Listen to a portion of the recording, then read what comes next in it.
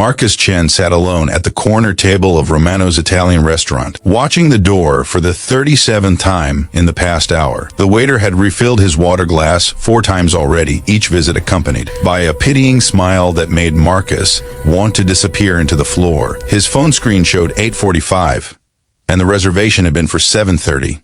She wasn't coming. Sarah from the dating app, with her bright smile and love of mystery novels, had stood him up completely. Marcus wasn't even surprised anymore. At 42, divorced for 3 years, and carrying the emotional scars of a marriage that had crumbled under the weight of his ex-wife's infidelity, he had almost expected this outcome. Hope felt like a luxury he couldn't afford, yet somehow he kept showing up, kept trying, kept believing that maybe, just maybe, someone out there would see him as worth staying for. He signaled for the check, ready to surrender to another lonely Friday night, when the restaurant door burst open with such force that every head turned. 2 identical little girls, no more than 6 years old, came running in, their faces streaked with tears and dirt, their matching pink dresses torn and muddy. They were gasping for breath, their eyes wild with terror as they scanned the room desperately. Before the hostess could intercept them, they locked eyes on Marcus and ran straight toward him, their small hands grabbing at his jacket with a desperation that froze his blood.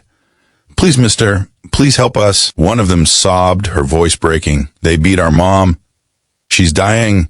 Please, you have to help her." The other twin was shaking so violently that she could barely speak, just pointing frantically toward the door, tears streaming down her round cheeks. Marcus felt his heart slam against his rib cage. Every instinct in his body screamed at him to move, to act, to help these terrified children. If you believe in kindness, in showing up for strangers when they need you most, in second chances and the power of being in the right place at the right time, please hit that like button, leave a comment telling me you believe in hope. Share this story with someone who needs to hear it, and subscribe to this channel, because what happens next will remind you why we should never stop believing in the goodness that still exists in this world. Marcus didn't hesitate. He threw money on the table and let the girls pull him out into the cold October night. They led him down a dark alley 2 blocks away, their small hands clutching his with a trust that terrified him because he didn't know if he could live up to it. What he saw when they turned the corner made his stomach drop. A woman lay crumpled against a brick wall, her face bloody and swollen, her breathing shallow and labored. 2 men were walking away quickly, laughing, their voices carrying back with sickening casualness. Marcus's phone was already in his hand, dialing 911 as he dropped to his knees beside the woman. She was barely conscious, her eyes fluttering as she tried to focus on her daughters. "My babies," she whispered through split lips. "Are my babies safe?" Marcus felt something crack open in his chest. He had spent 3 years wrapped in his own pain, convinced that his failed marriage had somehow broken something fundamental in him, that he was unworthy of love or connection. But kneeling there in that filthy alley, with 2 terrified little girls pressing against his sides and a dying woman's blood on his hands, he realized that none of his past mattered, only this moment mattered. Only these people mattered. "Your babies are safe," Marcus told her firmly, his voice steadier than he felt. "I've got them right here, and you're going to be okay. Help is coming. You just hold on." The ambulance arrived 6 minutes later, though it felt like hours. The paramedics worked quickly, efficiently, loading the woman onto a stretcher while Marcus held both girls, feeling their small bodies shake with sobs against him. A police officer approached, asking questions, taking statements, and Marcus found himself saying things he didn't remember deciding to say. Yes, he would stay with the girls. Yes, he would go to the hospital. No, they didn't have any other family in the city. Their mother was all they had. At the hospital, Marcus sat in the waiting room with Emma and Lily pressed against his sides, their identical faces pale with exhaustion and fear. They told him everything in broken, overlapping sentences. Their mom, Rachel, was a single mother who worked 2 jobs to support them. She'd been walking home from her evening shift at the diner when 2 men tried to rob her. She had fought back to protect the small amount of money she had, money meant for groceries and the girl's upcoming birthday. They had beaten her savagely and left her for dead. The girls had been waiting at home, got worried when she didn't return, and went looking for her. They found her in that alley and ran for help, choosing Marcus because he looked kind, because he had kind eyes. Marcus felt tears burning behind his own eyes. These little girls had trusted him based on nothing but a feeling, had believed he would help when they had every reason to believe the world was cruel and uncaring. Hours passed.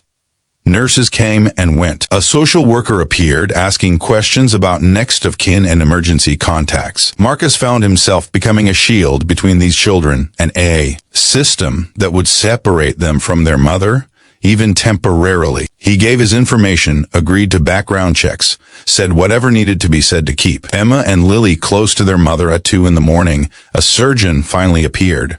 Rachel had survived. She had a concussion, 3 broken ribs, a fractured cheekbone, and extensive bruising, but she would live. She would recover. The girls burst into tears of relief, and Marcus felt something inside him that had been frozen for 3 years begin to thaw. He took the girls to see their mother, standing back as they climbed carefully onto her hospital bed, their small arms wrapping around her with infinite gentleness. Rachel's eyes, swollen nearly shut, found Marcus standing in the doorway. "You saved my life," she whispered. "You saved my babies." Marcus shook his head, his throat tight. "Your daughter saved you. They were the brave ones. I just made a phone call." But Rachel wasn't accepting that. Over the following days, as she recovered in the hospital, Marcus found himself returning again and again. He brought the girls clean clothes from their apartment, picked up their schoolwork, made sure they ate proper meals. He contacted Rachel's employers, organized a fundraiser through social media to help with medical bills and lost wages. He did it all without thinking, without questioning, because for the first time in years, he felt like he had a purpose beyond his own pain. The police called the 2 men who had attacked Rachel. Marcus testified, helped build the case, ensured justice would be served. But more than that, he became part of something he hadn't realized he was missing. A family. Not in the traditional sense, but in the way that mattered most. Rachel was discharged after a week, and Marcus helped her and the girls get settled back home. He expected that to be the end of it, expected to fade back into his lonely life. But Emma and Lily had other ideas. They called him Uncle Marcus. They drew him pictures. They asked when he was coming over again. Rachel invited him to dinner one evening, a month after the attack. She looked different, with her bruises fading, her smile returning. She was beautiful in a way that had nothing to do with appearance and everything to do with strength. They talked for hours while the girls played, and Marcus learned about her life, her struggles, her dreams for her daughters. She learned about his divorce, his loneliness, his abandoned hope. They didn't fall in love that night. Love wasn't something that happened in an instant, despite what the movies promised. But they recognized something in each other, a kindred brokenness, a shared understanding that life was hard, but worth fighting for. Months passed. Marcus became a fixture in their lives, and they in his. He taught the girls to ride bikes. He helped Rachel study for a certification that would let her get a better job with better hours. He showed up for school plays and birthday parties. He learned to braid hair and tell bedtime stories. He discovered that the hole in his chest, the one his ex-wife had left, wasn't emptiness after all. It was space. Space for new love, new purpose, new family.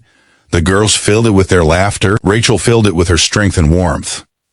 On the anniversary of the night they met, Rachel cooked dinner at her apartment. The girls wore matching dresses, pink like the ones they had worn that terrifying night, but new and clean and whole. After dinner, they presented Marcus with a card they had made. Inside, in crayon and glitter and childish handwriting, were the words, "Thank you for being our hero. We love you, Uncle Marcus." Marcus looked up at Rachel, tears streaming down his face, and found her crying too. "I was supposed to be on a blind date that night," he said quietly. "She never showed up. I thought it was just another disappointment, another rejection. I had no idea it was the universe putting me exactly where I needed to be." Rachel reached across the table and took his hand. "Maybe your date did show up," she said softly, "just not the one you expected." Marcus realized she was right. He had been looking for love in all the wrong places, believing it would come in a predictable package with predetermined timing. But love wasn't predictable. It showed up in dark alleys and hospital waiting rooms. It arrived in the form of terrified twins who saw kindness in a stranger's eyes. It grew slowly, through shared dinners and homework help and midnight phone calls about nothing and everything. It was messy and complicated and nothing like what he had imagined, which meant it was exactly what he needed. If this story touched your heart, if it reminded you that the worst moments of our lives can lead to the best, that showing up for others can save us as much as it saves them, please take a moment to leave a like on this video. Share it with someone who needs hope. Subscribe to this channel for more stories that celebrate the unexpected beauty of human connection. And please leave a comment telling me about a time a stranger showed you kindness, or you showed up for someone when they needed you most. Your stories matter.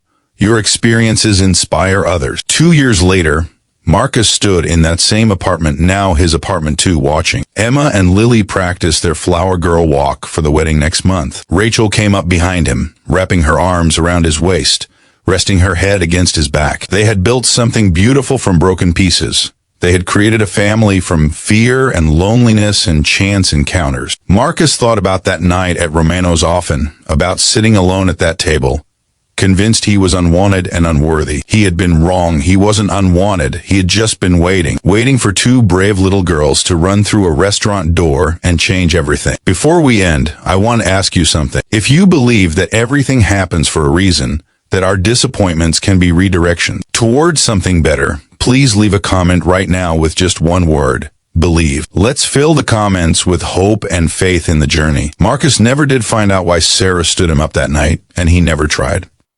Some questions didn't need answers, because if she had shown up, he wouldn't have been available when Emma and Lily came running. He wouldn't have been the one to save Rachel.